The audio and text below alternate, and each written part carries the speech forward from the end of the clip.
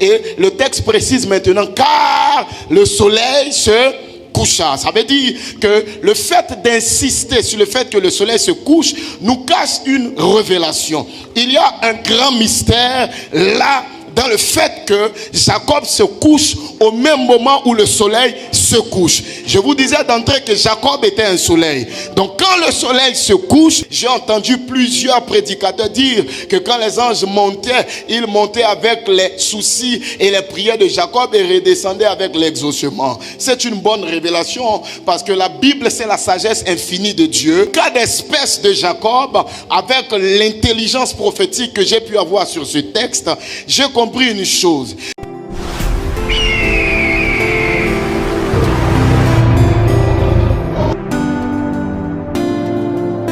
Voilà pourquoi dans l'oraison, Jésus dit quand vous priez, dites notre Père qui es aux cieux, que ton nom soit sanctifié, que ton règne vienne, que ta volonté soit faite sur la terre comme elle est déjà faite dans le ciel. Donc c'est la volonté du ciel qui agit sur la terre. Il n'y a pas de volonté sur la terre tant qu'il n'y en a pas eu dans le ciel.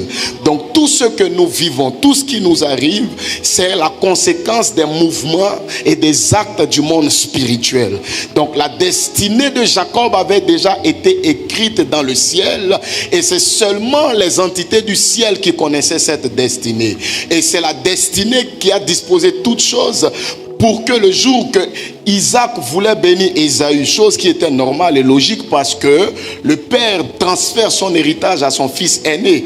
Et Ésaü était le fils aîné, donc Isaac voulait lui transmettre cette valeur et cette bénédiction. La bénédiction qu'Isaac voulait transférer à Ésaü était une sémence, était une portion qu'il portait dans son âme. Voilà pourquoi il n'a pas dit apporte-moi à manger que je te bénisse, mais apporte-moi à manger plutôt que mon âme te bénisse, parce que ce que je vais te donner quitte dans mon âme et va dans ton âme. Mais malheureusement, la promesse était sur Jacob et la promesse a orchestré autrement les choses pour que au lieu que ce soit Ésaü qui reçoive la bénédiction, elle est venue sur Jacob. La promesse est une condamnation. Demande-moi quelle condamnation. La promesse est une condamnation. La promesse est la seule condamnation qui te fait vivre, même si on te jette dans une broyeuse, tu ne mourras pas tant qu'elle ne s'est pas accomplie. La promesse est une condamnation qui te fait vivre, même si tu es dans un avion qui a craché parce qu'elle ne s'est pas accomplie. Toi, tu seras peut-être le seul survivant. La promesse est la chose qui te fait vivre, même si on t'a empoisonné, tu vivras. Parce que la promesse te condamne à vivre. La promesse te condamne et elle condamne ta vie à sa nature. Et tant que tu n'as pas accompli la destinée pour laquelle tu es sur la terre, rien ne t'arrivera. Tant que tu n'as pas accompli ce pourquoi Dieu t'a amené sur la terre, que les sorciers se lèvent, tu accompliras ta destinée. Que les jaloux parlent, tu accompliras ta destinée. Que les combats soient rudes, tu accompliras ta destinée. Parce que tu es un enfant de promesse. Tu es une fille de promesse. Tu es un fils de promesse. Tu es un enfant de destinée. Lève ta main, dis je suis un enfant de promesse. Non, c'est faible. Dis je suis un enfant de promesse. Et la promesse va orchestrer, va faire aux scènes, au temps et aux circonstances des gymnastiques pour que la bénédiction atterrisse sur Jacob. Et quand la bénédiction vient sur Jacob, la Bible dit que le cœur d'Ésaü est furieux et il crie, il se met donc à accuser Jacob en le traitant de voleur, de trompeur, d'usurpateur, de dupeur, et il a dans son cœur de tuer Jacob si leur père arrive à mourir. Et la Bible dit que Rebecca, ayant vu dans le jeu de Ésaü, elle va donc recommander à Jacob de partir en Mésopotamie, dans le pays de ses pères et aussi dans le pays du père d'Isaac pour aller prendre une femme. Jacob va donc partir de Beersheba et la Bible dit qu'il va se mettre en route pour arriver à Padan Aram. La Bible déclare que quand il va se mettre en route pour arriver là-bas, il va arriver dans un endroit où il va passer la nuit. Et la Bible dit, il arriva dans un endroit où il passa la nuit car le soleil se couchait. Quand j'ai lu ce passage, je me suis posé une question. Je me suis dit, mais quand la Bible dit il arriva dans un endroit pour passer la nuit, ça veut dire que le soleil s'est déjà couché. Parce que le soleil est déjà couché, c'est parce que le soleil se couche qu'il fait nuit. Donc un homme ne peut pas passer la nuit dans un endroit et puis le soleil est encore levé. Mais comment la Bible peut-elle insister sur le fait qu'il passe la nuit quelque part? Déjà, nous savons que s'il passe la nuit, c'est que le soleil s'est couché.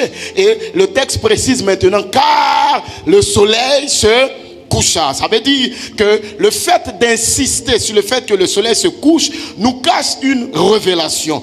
Il y a un grand mystère là dans le fait que Jacob se couche au même moment où le soleil se couche. Je vous disais d'entrée que Jacob était un soleil. Donc quand le soleil se couche, c'est Jacob lui-même qui se couche. Et quand Jacob se couche, il se couche dans un endroit où il y a une échelle qui se dresse devant lui. Et quand cette échelle se dresse dans la vision, il voit les anges de Dieu monter et descendre. Et il voit Dieu se tenir à l'extrémité de l'échelle et Dieu lui parle. Quelque chose m'a semblé bizarre. Généralement, dans tous les récits bibliques, dans tous les textes bibliques que nous avons lus, on a eu l'habitude de voir que les anges descendaient pour venir parler aux hommes et ils remontaient. Mais dans le cas de Jacob, c'était exceptionnel.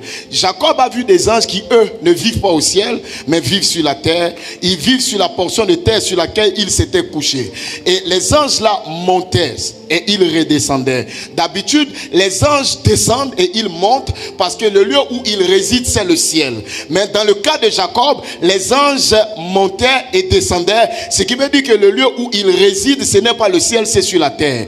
Mais qu'est-ce que ces anges partaient chercher au ciel? Ces anges partaient chercher au ciel quelque chose, ils partaient chercher au ciel quelque chose d'exceptionnel. J'ai entendu plusieurs prédicateurs dire que quand les anges montaient, ils montaient avec les soucis et les prières de Jacob et redescendaient avec l'exaucement. C'est une bonne révélation parce que la Bible, c'est la sagesse infinie de Dieu. Avec un seul passage, on peut découvrir des milliers de révélations. Mais dans le cas d'espèce de Jacob, avec l'intelligence prophétique que j'ai pu avoir sur ce texte, j'ai compris une chose. J'ai compris que quand les anges ont vu Jacob venir se coucher, ils ont vu un soleil se coucher. Et quand ils ont vu ce soleil se coucher, ils se sont posé la question, est-ce que c'est vraiment lui l'élu? Parce que il était censé être le plus petit. Et le plus petit ne devait pas avoir la primeur. Les anges donc sont montés dans le ciel pour aller vérifier l'information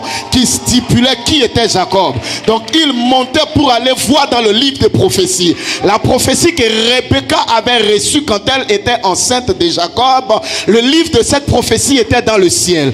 Donc quand les anges montaient, ils montaient pour aller vérifier dans le livre de la prophétie s'il s'agissait bien de ce personnage-là. Parce qu'un homme présente deux destinées. Un homme a deux lumières. Il y a la destinée que les hommes savent de vous. Il y a la destinée que vos amis savent de vous, se basant sur vos réalités, se basant sur vos combats, se basant sur votre présent. Et il y a la destinée qui est écrite dans le ciel. La Bible a dit que Gédéon était un faible physiquement, mais dans le ciel c'était un vaillant héros. La Bible dit que physiquement Jephthé c'était le fils d'une prostituée, mais dans le plan de Dieu c'était un vaillant héros. La Bible dit que physiquement David c'était un berger, un broussard, un blétard, mais dans le plan de Dieu c'était un roi. La Bible dit que Abraham c'était un homme faible, mais dans le plan de Dieu c'était le père de la foi et le père d'une multitude. La Bible dit que Pierre a eu peur d'une femme, mais dans le plan de Dieu il détenait les clés de l'église et il détenait les clés du séjour des morts. Tu as une destinée que les hommes savent, mais il y a une autre destinée que les hommes ne savent pas. Tu as une destinée que les hommes savent. Ils peuvent te voir dans les problèmes, ils peuvent te voir dans les difficultés. Tu peux même manquer d'argent, tu peux être au chômage, tu peux être célibataire, tu peux être stérile, mais ça c'est la destinée apparente. Derrière cette destinée, il se cache une destinée écrite dans le ciel.